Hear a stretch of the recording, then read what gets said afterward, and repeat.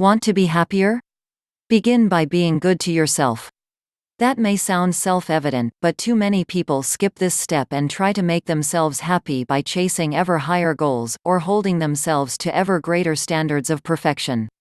Ironically, being good to yourself instead will bring you closer to achieving those lofty ambitions, says Dale Deanna Schwartz, speaker, columnist, and author of 15 books, including The Effortless Entrepreneur. The more you value yourself, especially at work, the more you build confidence, she says. In fact, the happiest people go out of their way to treat themselves right, and they do something nice for themselves each day. They set appropriate boundaries and take care of themselves by saying no to things when they need to. When you love yourself, you understand that saying no to something you don't want to do is an act of kindness, and you don't walk around with negative feelings toward the person who asked you to do something you didn't want to do, Schwartz says. Not only is being kind to yourself good for your career, it's good for your relationships too, she adds. The more you build self-love, the more you have to give to others. Here are 11 acts of kindness happy people perform for themselves, and so should you. 1. Commit to doing one nice thing for yourself every day. Schwartz invites visitors to her site to sign a 31-day pledge to do my best to do something loving for myself, however big or small. Whether you feel like signing or not, making the commitment means you'll remind yourself on a daily basis to treat yourself with loving kindness. Keeping that commitment will bring real benefits, she says. It motivates you to take better care of yourself, go after your dreams, and not let people treat you poorly.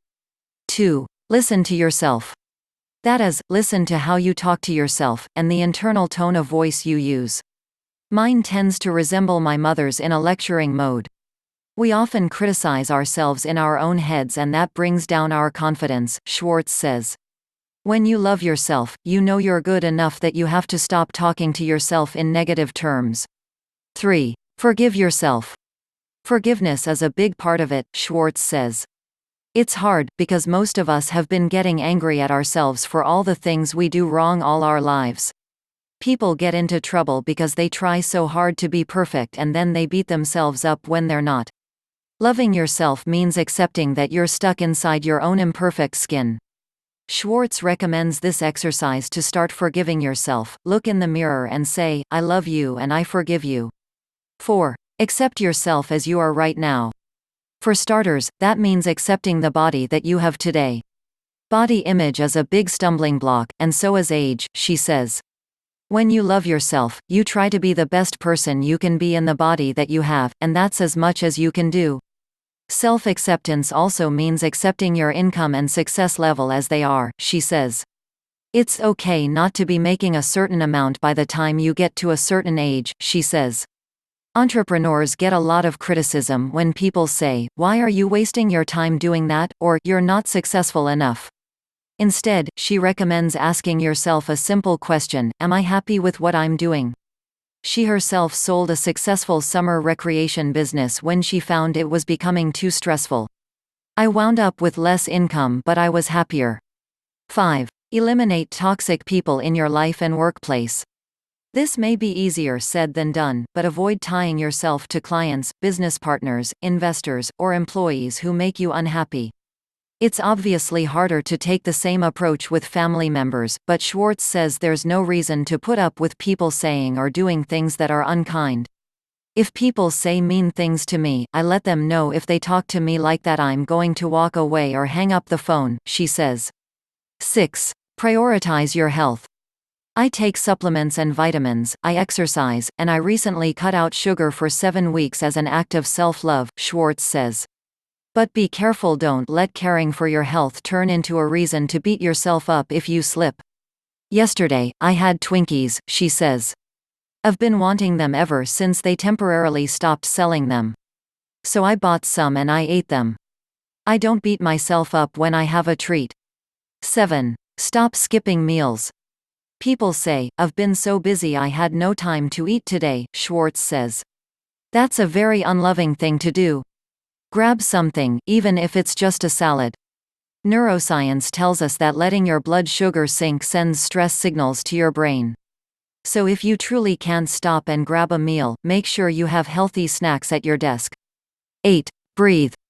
Don't forget that when you're feeling stressed, overworked, or upset, simple breathing exercises can up your happiness quotient dramatically, Schwartz says. If you do some deep breathing during the day, you can calm yourself down and not let stress get to you or make you sick.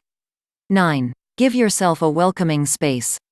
For years, Schwartz never made her bed, simply throwing the covers over it.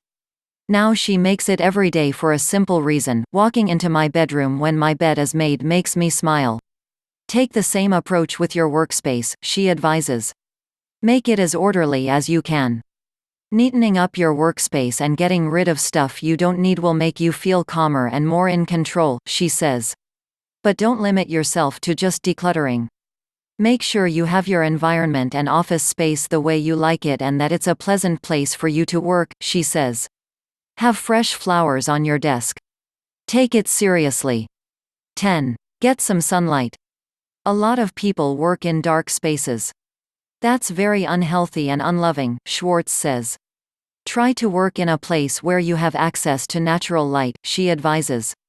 If that's not possible, invest in full-spectrum light bulbs. Either way, make sure to get outside for a walk as often as you can. 11. Buy premium products for yourself. Does this sound like you? If you're bringing a bag of coffee to someone else, you pick out a luxury brand in a nice package, but if you're buying it for yourself, you pick the store brand or another inexpensive option. That's fine if you're one of these people to whom all coffees taste alike. But if you prefer the more expensive brand, you should go for it, Schwartz says. Very often we spend money on others but we're cheap with ourselves, she says. The better brand is only a few dollars extra, and every time you use it you're reinforcing to yourself that you're worth more.